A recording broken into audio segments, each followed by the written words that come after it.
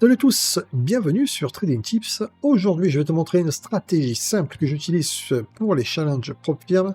C'est une stratégie qui respecte les règles de base de ces comptes financés. Donc risque maîtrisé, des stops définis à l'avance, ratio rendement sur risque qui a du sens. Alors forcément, il n'y a pas de martingale, pas de grid, pas de système miracle qui va exploser ton compte au premier retournement, parce que c'est souvent ça, le système miracle qui détruit le compte. Juste du price action très propre. On va voir ça ensemble directement sur MT5. Je vais faire défiler le chart et te montrer comment repérer ces setups, ces points d'entrée, pour placer les entrées, les stops et les objectifs. Et tu verras, c'est beaucoup plus simple que ce que tu ne peux le penser. Alors c'est parti, mais avant toute chose, je tiens à rappeler les risques qui sont liés à ce type d'activité, qui sont extrêmes, et que l'ultra majorité des gens qui pratiquent cette activité perdent de l'argent sur les marchés financiers, aux alentours 70 à 80%, ce qui est énorme. Je tiens à rappeler que je ne fais pas de conseils ni d'incitation dans aucun de mes contenus que vous pouvez retrouver sur mes réseaux, y compris cette vidéo. C'est une approche stratégique à but éducatif sur des PropFirm qui sont tous exclusivement simulés. Les comptes sont tous simulés, même ceux qui sont financés, je tiens à le préciser. Donc voilà, donc, si vous souhaitez backtester et tester, rien ne vous y empêche, mais backtester réellement en démonstration pendant de très très longues périodes avant d'envisager vous-même quoi que ce soit, d'accord ? Alors, avant de rentrer dans la stratégie, il faut qu'on parle des règles des PropFirm, parce que c'est ça qui va conditionner l'approche stratégique. La plupart des PropFirm te donnent deux contraintes principales. Premièrement, une perte journalière maximale. En général, c'est 4 à 5% de ton capital, alors voilà, simulé. Si tu dépasses, ton challenge est terminé, fini, c'est game over. Deuxièmement, il y a le drawdown total maximum. Alors c'est souvent de 8 à 10% depuis le début du challenge. Donc même si tu gagnes pendant 3 jours, puis tu perds gros le 4e jour, bah, tu peux être éliminé. Et c'est là que beaucoup de traders se plantent. Ils prennent beaucoup de positions, en tout cas trop grosses, et ils n'ont pas le plan de sortie clair. Et au premier mouvement contre eux, bah, ils paniquent. Donc l'approche psychologique, ils moyennent à la baisse. Bref, toutes sortes de possibilités très irrationnel, et il crame forcément le compte. La clé avec les PropFirm, c'est pas de faire des gains énormes rapidement, et ce n'est pas de perdre bêtement. Si tu survis assez longtemps avec une stratégie qui a un léger avantage statistique, eh bien tu passes. C'est mathématique. C'est réellement mathématique. C'est la répétition de prise de risque avec un taux de réussite associé à un risk-reward combiné à tout ça qui va te donner un rendement à la fin. C'est ce que je dis sur toutes mes vidéos, c'est mathématique. Dans notre stratégie aujourd'hui, elle est construite autour de ça, risque contrôlé, entrée claire, et sortie définie à l'avance. Bon, on va aller voir un petit chart propre en time frame H1, donc ouais, peut-être même H4. Allez, on va aller voir sur du H4, on va aller sur de l'euro USD, j'aime bien ça, c'est quelque chose qui est très très utilisé. Alors la stratégie, je l'appelle moi break de structure avec pullback. C'est un nom très bateau, mais j'aime bien se donner son nom. C'est cette approche que vous pouvez backtester, améliorer, modifier les règles selon votre psychologie, votre approche, parce qu'il y a d'autres contraintes qui rentrent en compte, la psychologie que vous avez, d'accord, et le temps d'exposition. Donc du coup, chaque personne va avoir des réactions différentes selon les temps moyens d'exposition, selon l'approche stratégique. Bon bref, donc moi je la donne break of the structure avec pullback. C'est du price action qui est pur, et l'idée dans cette approche, c'est vraiment très très simple. On attend qu'une structure de marché soit cassée. Ça veut dire qu'on a un plus bas qui casse le précédent plus bas en tendance baissière avec les chandeliers japonais, sans rien d'autre. Ou alors un plus haut qui casse le précédent plus haut en tendance haussière. Une fois que cette cassure a lieu, on ne rentre pas tout de suite, on attend le pullback. Et c'est-à-dire le retour du prix dans la zone de cassure, d'accord ? Alors il faut savoir dessiner les structures. Et une fois que c'est cassé, le prix a une certaine probabilité de retourner dans cette zone, d'accord ? Et c'est au pullback qu'on va aller potentiellement rentrer à ce moment-là. Donc c'est là qu'on rentre avec un stop bien défini, avec un objectif réaliste. Et laisse-moi, je vais te montrer concrètement sur le chart à quoi ça ressemble. Donc je fais un petit peu défiler le chart lentement, et regarde ici, on est sur de l'euro USD, d'accord, en H4, et le prix était dans une structure baissière. On avait des plus bas, de plus en plus bas, et là, qu'est-ce qui se passe? Le prix casse ce dernier plus haut, et c'est notre break of the structure. La structure baissière est potentiellement terminée. Mais on va pas rentrer là. Pourquoi? Parce que le prix peut très bien faire un faux breakout et redescendre. Alors, il y a plein de stratégies où sur le premier breakout, l'approche stratégique va donner un rendement, mais pareil, ça doit être travaillé sur un certain historique de temps. avec un certain ratio risque, d'accord. Ça, on peut le travailler avec des experts advisors pour analyser et donner les statistiques du rendement potentiel en répétant ces prises de risque avec des règles bien précises, d'accord. Et donc, on va marquer l'entrée là sur le chart, ok. Maintenant, où est-ce qu'on va mettre le stop sur ce pullback, une fois qu'on est rentré? On le place sur le dernier creux du pullback, donc c'est vraiment logique, mais si le prix redescend sous ce niveau, ça veut dire que l'analyse était fausse, et du coup, le break of structure n'était pas validé, et c'est pas grave, hein.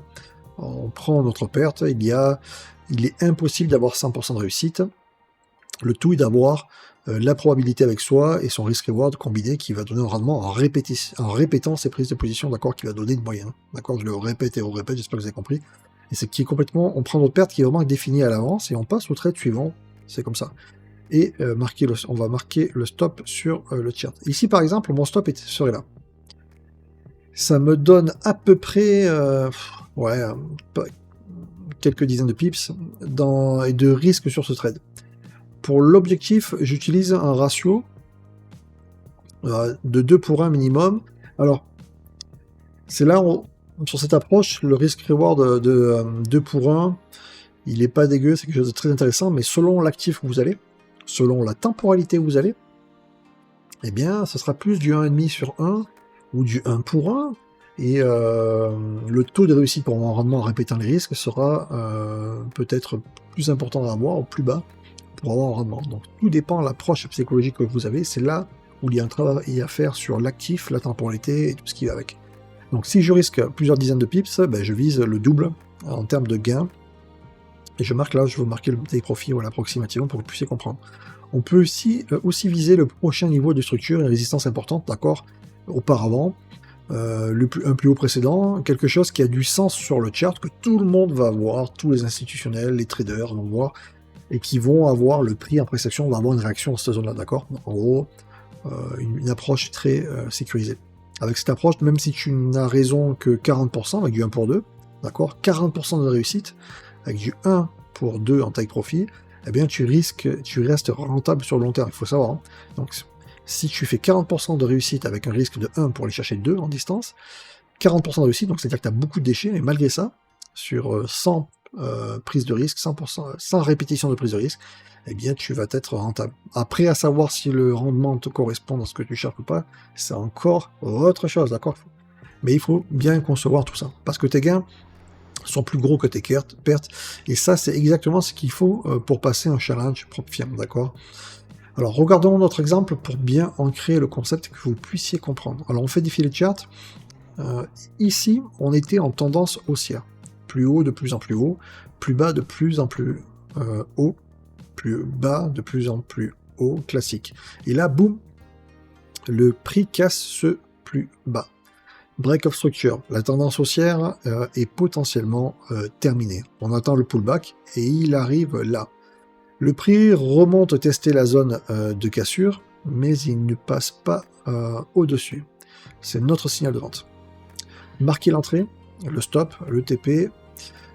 Stop, alors, au-dessus du dernier sommet du pullback, et l'objectif sur un prochain support. Ce trade-là, il donne facilement 2 pour 1, voire un peu plus, hein, pour voir. Maintenant, parlons risque par trade. Pour les propres firmes, je recommande, en tout cas dans une approche structurée, de ne jamais dépasser un risque de 1% par position, d'accord? Et encore, il faudrait travailler sur un certain historique de plusieurs années, selon la temporalité que vous choisissez. Si sur des petites temporalités, vous n'allez pas forcément travailler, avoir des stats pour avoir conscience des rendements potentiels sur 10 ans, hein. Sur du 5 minutes, vous allez chercher 2 ans, 1 an, et vous aurez déjà un bon aperçu, actualiser peut-être tous les mois, bref, il y a beaucoup de paramètres à prendre en compte. Pour les pro-firmes, voilà, 1%, certains vont préférer 0,5%, à titre d'info, moi j'ai souvent 0,25, selon, sur mes comptes perso, moi, quand je trade, 0,5, je trouve ça déjà assez gros, hein, donc c'est vrai que la règle qui est partagée régulièrement, c'est 1%. Mais même 1%, je trouve ça beaucoup. 0,5, voilà. Pourquoi ce risque en pourcentage? Parce que même avec une série de 5 pertes consécutives, tu n'as perdu que 5% de ton capital dans le challenge. Tu es toujours en vie dans le challenge. Et les séries de pertes, ça arrive, c'est tout à fait normal, il faut en prendre conscience, tu ne peux pas avoir 100% de réussite. Si tu as des stratégies où tu as plus de 90% de réussite, c'est-à-dire que tu as pris un risque énorme comparé au take-profit. Ce qui ne veut pas dire qu'elle n'est pas rentable. En répétant la prise de risque, il faut bien travailler.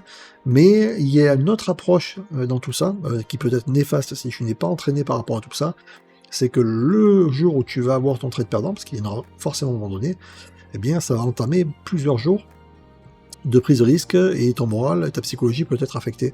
Et c'est ça c'est un autre problème que beaucoup de gens ne prennent pas en compte. Elle peut tout à fait être profitable. La question c'est est-ce que tu es capable d'encaisser sans dévier psychologiquement hein, tes risques, tes règles, tout ce qui va avec. Okay, alors, je vais y arriver. Alors, c'est pas un problème si tu sais gérer ton risque correctement. Ça, il faut bien le prendre en compte. Alors, j'ai un outil qui s'appelle PropFirm Guardian, qui reste tout le temps sur le côté, qui aide, hein, d'accord. On voit le panneau, que sur le chart, vous pouvez le voir. C'est un outil que j'ai créé, en fait, qui aide beaucoup, en fait, quand vous tradez à la main. Ou, voilà, vous avez tout en temps réel les pertes journalières, le drawdown total, et il prévient automatiquement si j'approche des limites. Ça m'évite de devoir faire des calculs en plein trade, hein, parce que je fais des sessions de scalping, des fois, c'est relativement violent et intense sur des petites sessions, et j'aime bien avoir un petit panneau qui me donne les informations, et voilà, quand on code, quand on a besoin des outils, on se les construit soi-même, donc il est là, PropFirm Guardian, qui je trouve qui apporte des éléments d'information très bien. Mais on va en reparler un petit peu à la fin. Alors, on va résumer un petit peu la stratégie. Premièrement, tu identifies la structure de marché, d'accord? Tendance haussière ou baissière. Deuxièmement, tu attends un break of structure, j'aime bien ce nom que j'ai donné, une cassure claire au dernier sommet et au dernier creux. Troisièmement, tu n'entres pas immédiatement dans la stratégie, hein. Tu attends le pullback vers la zone de cassure. Et là, pareil, dans le pullback, il y a énormément d'approches possibles qui peuvent donner des rendements, hein. Il y en a qui vont attendre la reprise, il y en a que c'est pile au moment du pullback, le toucher de la zone cassée. Pareil au niveau des stops, il y a plein d'approches possibles hein, avec des possibilités de faire des rendements intéressants. Tout dépend de l'actif, la temporalité et l'approche du risk-reward et tout ce qui est avec. Voilà. Quatrièmement, tu places ton stop loss sous le creux du pullback pour avoir un achat et en dessous du sommet pour une vente. Cinquièmement, tu vises un ratio minimum de 2 pour 1. Alors tu peux, je dis ça, mais il y a réellement d'autres approches. 2 pour 1, c'est quelque chose d'assez solide. Alors sur les très très grandes unités, 2 pour 1, ce qui est bien du 2 pour 1, c'est que voilà, tu peux avoir beaucoup de déchets et tu peux quand même avoir un rendement à la fin. Et le problème, c'est qu'il faut s'attendre à avoir psychologiquement des phases perdantes qui peuvent durer quelques temps, malgré que ce soit rentable sur le terme, au niveau des prises de risque et tout ça. Donc ça, pareil, il faut le voir. Ce que je faisais fut un temps, c'est que j'allais sur les charts manuellement avant que je code, et je faisais tout à la main sur plusieurs années, je relevais, je faisais des statistiques pour prendre conscience quelles sont les plus grandes phases perdantes, toutes les stats qu'on peut voir hein, grâce aux experts advisors sur MT5 et MT4. Alors, sixièmement, qu'est-ce que je peux dire? Si tu risques jamais plus d'1% par trade, ben, jamais. C'est simple, c'est pas sexy, ça fait pas rêver en fait sur les réseaux Instagram et tout ce que tu veux, mais c'est quelque chose quand même qui, même si je trouve ça gros, j'aime pas le terme fonctionner, mais c'est quelque chose qui aide beaucoup, hein, on va dire ça comme ça. Quelques tips supplémentaires pour ce qui est des propres firmes. Ne trade pas pendant les annonces économiques, je sais que c'est quelque chose qui est répété sans arrêt, mais forcément, hein. Il y a un risque de slippage qui est vraiment très important, d'accord. Commence réellement par un seul instrument, d'accord, pour ce qui est des propres firmes. Il faut maîtriser le propre firme, il faut connaître l'instrument, l'actif, il faut vraiment le maîtriser parfaitement, connaître toutes ses subtilités, les mouvements de volatilité, les horaires de volatilité, tout ce qui va avec, avant d'ajouter autre chose. Et surtout, il faut surtout pas aller vite, hein, chercher à aller vite, ça c'est très important. Les meilleurs traders de propre firme prennent parfois seulement 2 ou 3 trades dans la semaine, il faut le savoir. Dans les statistiques, je sais pas si vous avez vu ça, mais c'est souvent le cas en fait. Ce qui veut dire que déjà, le scalping, très peu de gens sont capables de tenir sur de très longues périodes. Ces répétitions de prises de risque intenses, mentalement, et c'est très très dur à tenir. On peut avoir des très belles perfs pendant une semaine, 15 jours, un mois, et après, ça s'érode parce qu'on est complètement épuisé. Il faut le savoir, on manque de lucidité, et c'est quelque chose qui est réel. Et bien souvent, pour durer, voilà, que 2-3 trades, c'est des stats qu'on peut retrouver là, sur les réseaux. ceux qui sont réellement financés et qui font de l'argent sur les propres firmes. Mais bon, ce sont toujours des trades très qualifiés, avec beaucoup de qualité, voilà. Et la patience, voilà, c'est quelque chose une compétence numéro 1. Alors voilà, c'était pour cette stratégie, j'espère que ça t'a apporté de la valeur. Si tu veux aller plus loin dans la gestion du risque pour les propres firmes, j'ai créé le propre firme Guardian, tu peux aller voir l'outil, hein, bien sûr. C'est un outil MT5 que je surveille automatiquement. En fait, moi je le mets, ça me donne automatiquement les informations au niveau des pertes journalières, le drawdown total, etc. Il te prévient avant que tu dépasses les seuils, et il peut même fermer tes positions automatiquement, histoire de ne pas te faire shooter ton compte pour rien. Ok, si tu le configures l'option, bien sûr. Tu trouveras le lien en description, que ce soit pour ma boutique ou sur MQL5, j'ai beaucoup de produits. J'ai aussi d'autres outils pour le trading comme Position Size Calculator qui calcule automatiquement la taille de l'eau. Il te donne l'information manuellement, d'accord, et c'est toi après à faire le geste. Mais le plus important, vraiment, c'est que tu appliques ce que tu as appris aujourd'hui. Pas besoin d'outils compliqués pour compenser, un chart propre, une stratégie simple, et surtout de la discipline. Si cette vidéo t'a aidé, bien mets un pouce bleu, ça m'aide vraiment. Et abonne-toi si c'est pas encore fait. On se retrouve très vite sur Trading Tips. Et n'oublie pas, le trading comporte des risques extrêmes de perte en capital. Teste toujours en démo et uniquement en démo. Alors les propres firmes sont que en démo, même si tu es financier. Et ne trade jamais avec de l'argent que tu ne peux pas te permettre, je vais y arriver, de perdre. Je te dis à bientôt. Allez, ciao.